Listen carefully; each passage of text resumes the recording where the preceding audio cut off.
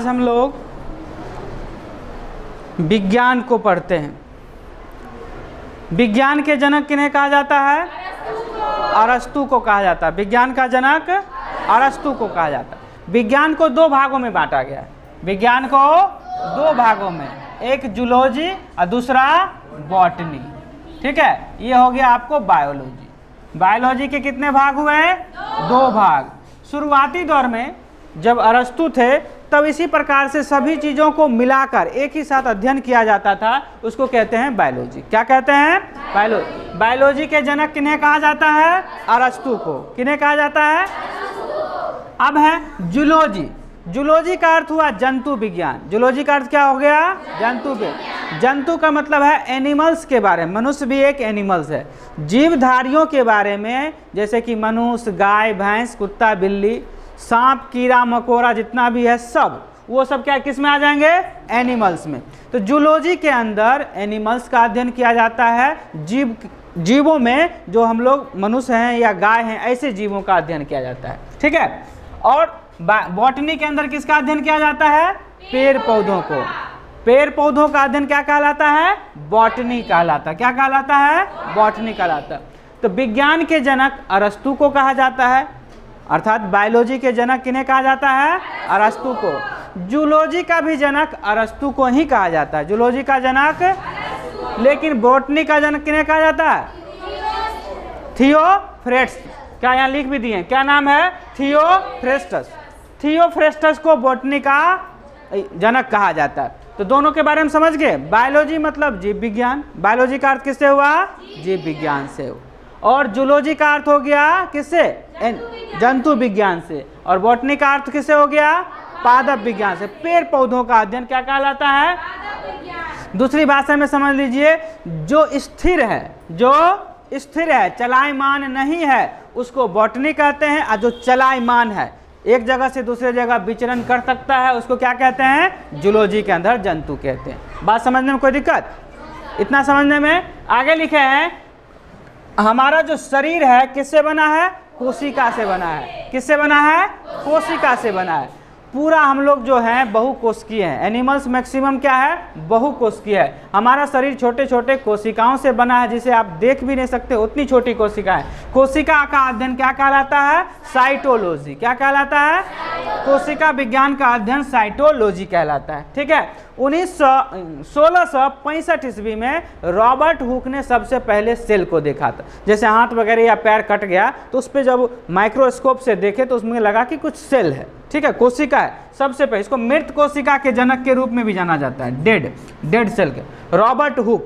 Hook होता है ना, तो याद रखने के लिए क्या माइंड में रख सकते हैं? हुक। हुक से हम लोग किसी को फंसा कर निकालते हैं ना, तो हमारा शरीर पहले से दिख रहा था, लेकिन सबसे पहले रॉबर्ट हुक साहब ने कोशिका को देखा। कौन सी कोशिका को? मृत, मतलब सेल जो डेड था, कट उठ गया था हाथ पर, उस पर। और उसके बाद 1674 ईस्वी में ल्यूमेनहॉक ने सजीव को देखा। ल्यूमेनहॉक, लाइव मतलब जीवित। जीवित कोशिका को कौन देखे? ल्यूमेनहॉक। ल्यूमेनहॉक ने जीवित कोशिका का अध्ययन किया, उस पर बहुत सारे थ्योरी भी दिए। उसके बाद आए स्वाइडेन और स्वान, कोशिका सिद्धांत दिया। हम लोग जैसे शरीर को देखते हैं, हाथ पैर कट जाता है, अपने से बन जाता है ना, जुड़ जाता है ना, बहुत सारा नहीं जुड़ जाता है। ये सब कुछ सोचते विचारते भी नहीं। इसमें बहुत सारी प्रक्रिया होती है। क्या होती है? बहुत सारी प्रक्रियाएं होती है। उससे संबंधित बहुत सारे सिद्धांत को किन्होंने लिखा? स्लाइडन एवं स्वान ने। कौन लिखे? स्लाइडन एवं स्वान। सबसे छोटी कोशिका माइक्रोप्लाज्मा की होती है। सबसे छोटी कोशिका किसकी होती है?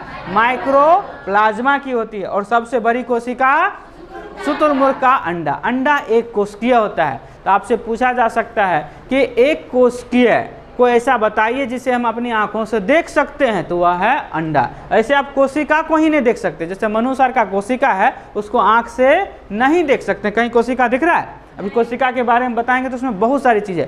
कोशिका को आप आंख से नहीं देख सकते, माइक्रोस्कोप से देखना पड़ेगा। जबकि अंडा जो होता है एक कोशिकीय होता है, उसे खुली आंखों से देखा जा सकता है। और सबसे छोटी कोशिका माइक्रोप्लाज्मा और सबसे बड़ी कोशिका शुतुरमुर्ग का अंडा। मनुष्य के शरीर में सबसे बड़ी कोशिका किसका होता है? अंडाणु का होता है, ओवम का होता है, जो फीमेल में पाया जाता है। और सबसे छोटी कोशिका जो होती है मनुष्य के अंदर में वो स्पर्म होता है, जो मेल में पाया जाता है। और सबसे लंबी कोशिका जो होती है वह तंत्रिका तंत्र, जिसको ब्रेन कहते हैं। ब्रेन की कोशिका जो है एक ही कोशिका से पूरा ब्रेन बना है और उसमें विभाजन नहीं होता, उसमें सेंट्रोसोम नहीं पाया जाता। देखिए कोशिका जो होता है, मान लीजिए आप कोशिका को आप जब देखेंगे तो हमारा शरीर दिखता नहीं है, लेकिन मान लीजिए इतना बड़ा एक कोशिका को जब जूम करके देखेंगे तो यह जो है ये वॉल कहलाता है, कोशिका भित्ति कहलाता है। क्या कहलाता है? वॉल कहलाता है। क्या कहलाता है? अब इसके अंदर बहुत सारे चीज़ें होते हैं। जब कोशिका को जब और जूम करके देखा गया तो इसके अंदर ऐसा ऐसा पट्टीदार बहुत सारा पट्टीदार मिला। इसको कहते हैं ER। दूसरी भाषा में सीधा आप लोग पढ़े होंगे तो इसको कहते हैं राइबोसोम। क्या कहते हैं? राइबोसोम कहते हैं। मनुष्य के शरीर के अंदर 80S राइबोसोम पाया जाता है। क्या पाया जाता है? राइबोसोम को इस कोशिका के अंदर क्या लिख रही है तुम? क्या लिख रही है? कोशिका के अंदर क्या पाया जाता है? राइबोसोम पाया जाता है। क्या पाया जाता है? राइबोसोम प्रोटीन की फैक्ट्री कहलाती है। क्या कहलाती है? प्रोटीन की फैक्ट्री। यह सबको क्या करता है? प्रोटीन प्रदान करता है। क्या करता है? प्रोटीन हमारे शरीर के लिए आवश्यक होता है ना। ये प्रोटीन हमको हमारे शरीर के लिए कहाँ से मिलता है? तो राइबोसोम से मिलता है। कहाँ से मिलता है? फिर इसको और देखा तो इसके अंदर क्या एक मिला? माइटोकॉन्ड्रिया। क्या मिला?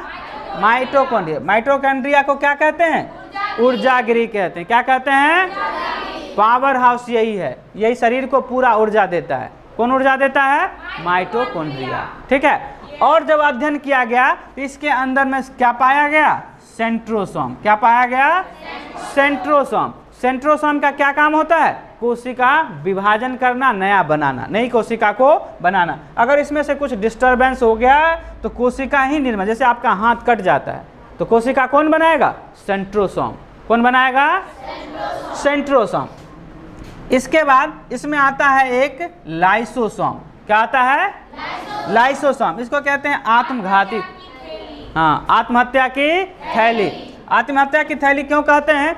कि जैसे कि सेंट्रोसोम हो, माइटोकॉन्ड्रिया हो या कोई भी हो, या हमारा सेल ही जब कट जाता है, अलग हो जाता है तो उसको मारने का काम करता है। क्या करता है? इसमें जो एसिड होते हैं छिड़क देता है, उसको डेड कर देता है, मार देता है। मारने का काम, अगर मारने का काम नहीं करेगा तो वह अंग लटका हो, जैसे देखिएगा कट जाता है वो भाग छिल जाता है ना। अब छिल जाता है तो धीरे धीरे क्या हो जाता है? सूख के अलग हो जाता है। मरता कैसे है? तो ये लाइसोसोम का ही काम होता है, उसको डेड करके खत्म करना। एक होता है गोल्जी काय। क्या होता है? गोल्जी काय, गोल्जी बॉडी कहते हैं। इसको कौन कौन खोजा इसको भी लिखा देंगे टोटल। अभी इसमें इतना समझ लीजिए कि एक सेल के अंदर क्या क्या होता है उसकी चर्चा करें। इसके अंदर क्या होता है? मतलब हमारी एक कोशिका जिसको हम आँख से नहीं देख सकते, उसके अंदर इतनी सारा चीज़ है। ठीक है। इसके अंदर क्या है? एक गोल्जी का है। ये इसको क्या कहते हैं? यातायात का प्रबंधन करता है। ये यातायात का मतलब कुछ भी इधर से उधर जाएगा, ट्रांसपोर्ट का काम करेगा। तो ये गोल्जी काय का काम होता है। किसका काम होता है? एक वैक्यूलम होता है। क्या होता है? वैक्यूलम, जिसका काम होता है पानी को सोखना। क्या करना होता है? पानी का सोखना। तो हमारे सेल के अंदर इस सारी चीज़ें पाई जाती है। क्या पाया जाता है? राइबोसोम पाया जाता है। और दूसरा क्या पाया जाता है? सेंट्रोसोम पाया जाता है। तीसरा क्या होता है? माइटोकॉन्ड्रिया होता है। चौथा क्या होता है? लाइसोसोम होता है। उसके बाद क्या होता है? गोल्जी काय होता है। उसके बाद क्या होता है? वैक्यूलस होता है, जो पानी को सोख। इसके बीच में एक रहता है न्यूक्लियस। क्या रहता है? यह इसका क्या होता है? ब्रेन होता है। क्या होता है? दिमाग। इस सब चीज को काम करने के लिए जो आदेश देगा वह कौन देगा? न्यूक्लियस देगा, केंद्रक। जिसको कहते हैं केंद्रक। और इस सब में द्रव्य भरा हुआ रहता है। इस सब में क्या रहता है? लिक्विड भरा रहता है। क्यों भरा हुआ रहता है? इसको जीव द्रव्य कहते हैं। क्या कहते हैं? जीव द्रव्य या कोशिका द्रव्य भी कहते हैं। क्या कहते हैं? कोशिका द्रव्य या जीव द्रव्य। जीव द्रव्य का नामकरण पुरकिंजे किए थे। जैसे माइटोकॉन्ड्रिया का खोज अल्टमैन किया था, सबके बारे में। गोल्जी काय का कैमिलो, गोल्जी किए थे, टोटल बताएंगे। ठीक है, अभी ये बात समझ लेना है हमको कि एक सेल के अंदर क्या क्या होता है। किसकी हम बात कर रहे हैं? एनिमल सेल की। किसकी बात कर रहे हैं? एनिमल सेल के अंदर क्या क्या होता है। तो क्या बताए कि इसके अंदर द्रव्य भरा हुआ रहता है। द्रव्य क्यों भरा रहता है? अगर ये द्रव्य नहीं भरा रहेगा तो ये अलग अलग है, गोल्जी का है, लाइसोसोम है, सब आपस में क्या हो जाएगा? आप एक डब्बा में कांच का गोली रख लीजिए, कांच का, और उसमें कुछ लिक्विड नहीं भरी तो आपस में क्या होगा? वो टकराएगा ना, टकराएगा तो टूट जाएगा। तो जैसे ही इसका दिमाग खसका लाइसोसोम का तो छिड़क देगा, लो मर जाएगा, नहीं मर जाएगा, आदमी खत्म हो जाए। तो टकराएगा तो गुस्सा चढ़ेगा। इसलिए इसके अंदर क्या होता है? जीव द्रव्य भरा रहता है। क्या भरा रहता है? जीव द्रव्य, जो आपस में इस सबको टकराने नहीं देता है, आपस में इसको टकराने नहीं देता है। देखिए ये जो न्यूक्लियस होता है, केंद्रक को जो होता है, इसके अंदर फिर धीरे धीरे बहुत सारा खोज हुआ। इस केंद्रक के अंदर बहुत सारा चीज मिला। केंद्रक को खोला गया तो देखा क्या इसमें ऐसा शेप का क्या है? क्रोमोसोम्स हैं। क्या है? क्रोमोसोम, गुणसूत्र जिसको कहते हैं। क्या कहते हैं? बहुत सारे क्रोमोसोम्स पाया गया। अब जब क्रोमोसोम्स को तोड़ा तो देखा कि ऐसा ऐसा रस्सीदार है। क्या है? रस्सीदार। और इसको जूम किया तो कहा एगो और है ऐसा ऐसा, जिसको क्या कहते हैं? डीएनए कहते हैं। एक रहेगा तो आरएनए, सिंगल रहेगा तो आरएनए। ठीक है, राइबो न्यूक्लिक एसिड होता है ना। हाँ, तो इस प्रकार से एक रहेगा तो आरएनए। अब पेयर बन गया तो क्या है? डीएनए। डाई राइबो, डाई हो गया मतलब डबल हो गया। अब इसको और जूम किया, जिसको हम नहीं देख रहे हैं उसकी बात करें, और इसको जूम किया इसके अंदर देखा ऐसे ऐसे, अरे ये तो क्या है? और उसको बड़ा किया, देखा ये तो जीन है। क्या है? जीन है, जीन। जीन, जो हमारे शरीर में जीन होने के कारण एक पीढ़ी से दूसरे पीढ़ी में गुण जाता है। क्या जाता है? ये क्रोमोसोम क्या होता है? जैसे मनुष्य में 23 जोड़ा क्या होता है? क्रोमोसोम्स होता है। ये देखा कि एक न्यूक्लियस है, एक तो बड़ा ये सेल है, इसको जूम करके देखा। अब इसमें देखा कि इतना सारा चीज़ है। अब सबके बारे में अंदर में क्या क्या है वो सब भी बताएंगे। न्यूक्लियस को थोड़ा चर्चा कर लेते हैं। अब न्यूक्लियस को देखा तो देखा कि ओ इसमें तो बड़ा और भी चीज़ है, और बड़ा क्या कहा? देखा तो मनुष्य के एनिमल सेल में, मनुष्य में 23 जोड़ा क्रोमोसोम, और क्रोमोसोम्स को बड़ा किया तो देखा आरएनए, और बड़ा किया तो डीएनए, और बड़ा किया तो देखा कि इसमें जीन है। मतलब उसके अंदर और घुसते गया, देखते सबका अलग अलग लोग खोज किए। कोशिका का खोज कोई और किए, जैसे रॉबर्ट हुक किए, फलना किए, अलग अलग है। उसी प्रकार से सबका अलग अलग, एक आदमी यह नहीं खोज किया और एक साल में नहीं हुआ, इसमें बहुत सारे साल लगे। 1600 ईस्वी से शुरू हुआ, अभी तक उस पर खोज चलिए रहा। तो इस प्रकार से एक जो सेल होते हैं उसमें बहुत सारा चीज होता है। तो हम लोग एक बार रिपीट कर लेते हैं। बायोलॉजी के जनक किन्हें कहा जाता है? अरस्तु को। किन्हें कहा जाता है? अरस्तु को कहा जाता है। जूलॉजी का जनक? बोटनी का जनक? थियोफ्रेस्टस। बोटनी का जनक किसे कहा जाता है? थियोफ्रेस्टस को। 1665 ईस्वी में सबसे पहले कौन देखे थे कोशिका को? रॉबर्ट हुक ने देखा था। कितना ईस्वी में? 1600। किस कोशिका पर अध्ययन किए थे? मृत कोशिका पर। किस पर अध्ययन किए थे? डेड सेल पर, मृत कोशिका पर। और जीवित सेल पर अध्ययन कौन किए? ल्यूमेनहॉक। किसने किया? ल्यूमेनहॉक। कितना ईस्वी में? 1674 ईस्वी में। कितना ईस्वी में? पूछेगा सबसे बड़ी कोशिका कौन सी होती है? शुतुरमुर्ग का अंडा सबसे बड़ी कोशिका। और सबसे छोटी कोशिका? माइक्रोप्लाज्मा। सबसे छोटी कोशिका? मनुष्य के शरीर में सबसे बड़ी कोशिका? अंडाणु। और सबसे छोटी कोशिका? शुक्राणु। और सबसे लंबी कोशिका? तंत्रिका तंत्र का। एक सेल के अंदर क्या क्या होता है? तो राइबोसोम होता है, माइटोकॉन्ड्रिया होता है, सेंट्रोसोम होता है, न्यूक्लियस होता है, लाइसोसोम होता है, गोल्जी काय होता है, वैक्यूल्स होता है। नहीं, ये सारे चीज एक सेल का। अब अगर हम केंद्रक को तोड़ते हैं, इसके अंदर भी, इसके अंदर क्या रहता है भरा हुआ? जीव द्रव्य भरा रहता है। क्या भरा रहता है? जीव द्रव्य को जीवन का आधार कहा जाता है। जीव द्रव्य को क्या कहा जाता है? अगर ये नहीं होगा तो आदमी का शरीर ही नहीं बनेगा। क्यों? क्योंकि आपस में टकरा जाएगा, मरते जाएगा, कभी सेल चिपकेगा ही नहीं, उत्तक ही नहीं बनेगा। जब उत्तक नहीं बनेगा तो भुजा नहीं बनेगा, अंग नहीं बनेगा, और जब अंग नहीं बनेगा तो हमारा शरीर नहीं बनेगा। ऐसे नहीं बना है। जब देखिए स्पर्म और ओवम आपस में फ्यूज करता है, जिसको कहते हैं फर्टिलाइज करना, फर्टिलाइज करता है, तो वहां से किसका निर्माण होता है? कोशिका का निर्माण होता है। कोशिका जब एक जगह संगठित होता है तो उत्तक बनता है। क्या बनता है? और उत्तक जब एक जगह संगठित होता है तो अंग बनता है, और अंग जब एक साथ होता है तो क्या बनता है? शरीर बनता है। हाँ, वो पूरा शरीर बनता है। शरीर का निर्माण उस प्रकार से हुआ। तो ये जीव द्रव्य को जीवन का आधार कहा जाता है। क्या कहा जाता है? जीवन का आधार। अगर ये नहीं रहेगा तो सेल बनेगा। और सेल के अंदर ये चीज़ है, माइटोकॉन्ड्रिया को भी देखा गया तो उसमें 70S राइबोसोम उसके अंदर भी पाया जाता है। किसके अंदर? माइटोकॉन्ड्रिया के अंदर। बहुत सारा चीज़ इसमें सब के बारे में पढ़ाएंगे। थोड़ा देख लेते हैं न्यूक्लियस। न्यूक्लियस के अंदर भी एक द्रव्य भरा रहता है। न्यूक्लियस के अंदर भी क्या भरा रहता है?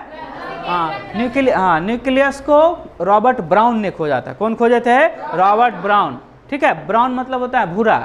ठीक है, अब देखिएगा फल जो होते हैं उसके सीड कैसे होते हैं? मैक्सिमम फल के, सेब का देख लीजिए कैसा होता है? भूरा होता है। तो उस पर आप याद रख सकते हैं, बीच में रहता है न्यूक्लियस, और उसका खोज कौन किया? Robert brown. ये ट्रिक है। लगभग जैसे कि आप लीची का बीज देखिए कैसा रहता है? ब्राउन रहता है। सेब का देखिए कैसा रहता है? ब्राउन रहता है, बीच में रहता है। तो इसका खोज रॉबर्ट ब्राउन किए थे। उसके बाद और आगे आएंगे, फिर इसमें न्यूक्लियस क्या, उसके अंदर जो द्रव भरा रहता है उसको कहते हैं केंद्रिका द्रव। क्या कहते हैं? इसके अंदर भी एक अपना उसका लिक्विड रहता है, उसको कहते हैं केंद्रिका द्रव। उसके अंदर कितने जोड़ा क्रोमोसोम्स रहते हैं? 23 जोड़ा क्रोमोसोम्स। फिर क्रोमोसोम्स के अंदर क्या होता है? आरएनए और डीएनए होता है। फिर डीएनए के बीच में जो झिल्ली होता है उसको क्या कहते हैं? जीन। ये जो होता है हमारे आनुवंशिकता का वाहक होता है। तो ये सब सेल के अंदर। अब एक एक पार्ट करके हम सबको पढ़ेंगे। माइटोकॉन्ड्रिया क्या है, उसके अंदर क्या क्या होता है। सेल को समझने में कोई दिक्कत?